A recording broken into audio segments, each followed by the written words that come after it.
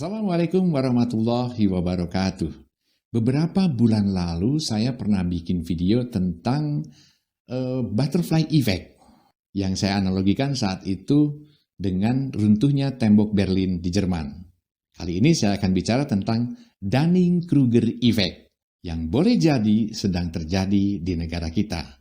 Dunning-Kruger effect secara definisi adalah suatu bias kognitif ketika seseorang yang tidak memiliki kemampuan, sekali lagi, tidak memiliki kemampuan, tetapi mengalami atau merasa dirinya seorang yang superior, yang tentunya secara ilusif. Artinya, ia merasa kemampuannya lebih hebat dari orang lain pada umumnya. Dan bias ini biasanya diakibatkan oleh ketidakmampuan orang tersebut secara metakognitif untuk mengetahui segala kekurangannya. Sebenarnya jika dijelaskan semua tentang Dunning-Kruger effect ini akan panjang, memerlukan sebuah kurva dan seterusnya. Tetapi di sini saya akan coba jelaskan secara singkat dengan bahasa yang semudah mungkin. Oke, mari kita mulai. Pernahkah Anda bertemu dengan seseorang lalu mencoba menjelaskan kepada mereka tentang suatu hal baru, tetapi mereka tidak benar-benar ngerti apa yang Anda maksud? Sehingga sampai akhirnya pada suatu titik Anda menganggap diri mereka bodoh. Atau mungkin kita sendiri justru yang bodoh. Kebanyakan orang bodoh itu, mohon maaf, memang tidak pernah tahu seberapa bodoh diri mereka sendiri. Banyak para peneliti dengan teori-teorinya menjelaskan bahwa semakin sedikit kita tahu tentang sesuatu, maka semakin kita yakin untuk mengetahui hal tersebut. Jadi secara singkat dan awam,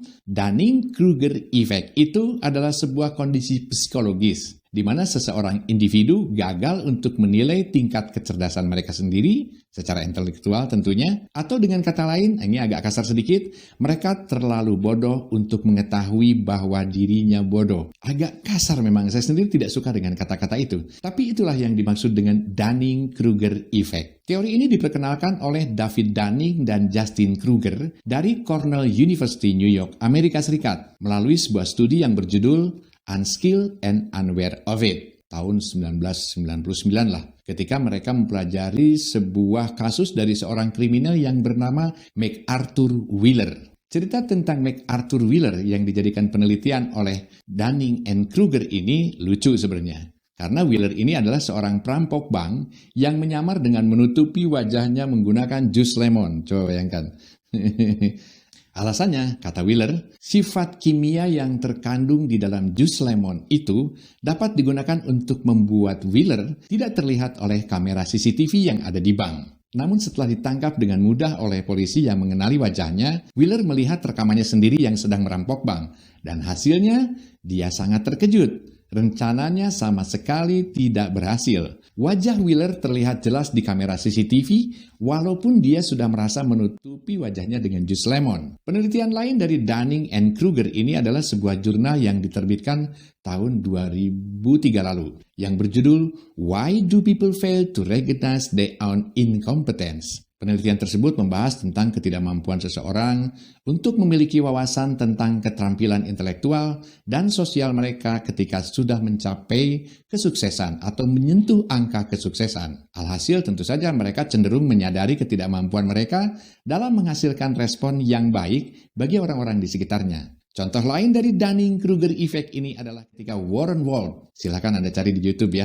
atau di Google lah. Siapa Warren Wolf ini? Dia adalah seorang peserta yang mengikuti sebuah ajang pertunjukan bakat, mendadak menjadi selebriti ketika dia mengikuti sebuah audisi pop idol tahun 2003 lalu. Dengan membawakan lagu Eye of the Tiger, lagu tahun 1980-an, yang dibawakan oleh grup band Survivor, kemudian pernah menjadi theme songnya film Rocky yang dibintangi oleh Sylvester Stallone. Kala itu dia menyanyi sangat buruk, Anda bisa dengarkanlah di YouTube. Dan anehnya publik malah memujanya. Warren yang hidupnya biasa-biasa saja tiba-tiba menjadi terkenal.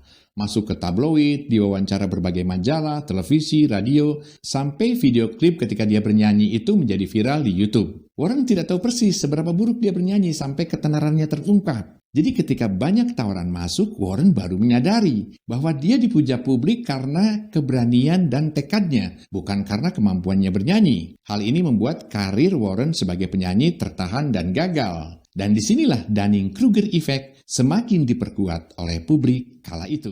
Di samping itu, individu-individu yang memiliki kinerja tinggi juga dapat melebih-lebihkan kemampuan mereka. Dan faktanya, banyak di antara kita yang seringkali melakukan hal ini. Tapi tunggu dulu, tenang saja. Ada cara untuk keluar dari kebiasaan yang cenderung suka melebih-lebihkan kemampuannya itu. Yaitu kita harus berani bertanya kepada orang-orang yang kita percayai untuk meminta mereka menilai kemampuan kita. Tapi ingat, baik atau buruknya jawaban mereka, kita harus tetap menerima. Misalnya, ketika Anda merasa memiliki bakat penyanyi, coba tunjukkan bakat itu pada orang-orang yang Anda percaya sebelum tampil di TV atau dilihat oleh publik. Mungkin suatu hal boleh jadi bisa menjadi mudah untuk dipahami apabila hal tersebut sudah sedikit kita ketahui dan dijelaskan secara sederhana. Tetapi jangan lupa, boleh jadi kita sendiri menjadi salah satu individu dari Dunning-Kruger Effect yang bodoh tapi tidak menyadari kebodohannya. Jadi, apakah kita telah menyadari bahwa kita bodoh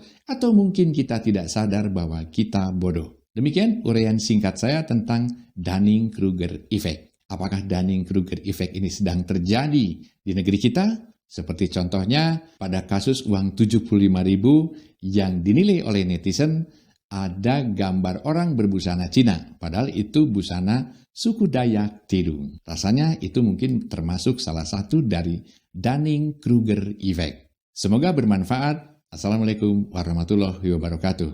Dirgahayu Indonesiaku. Salam cerdas.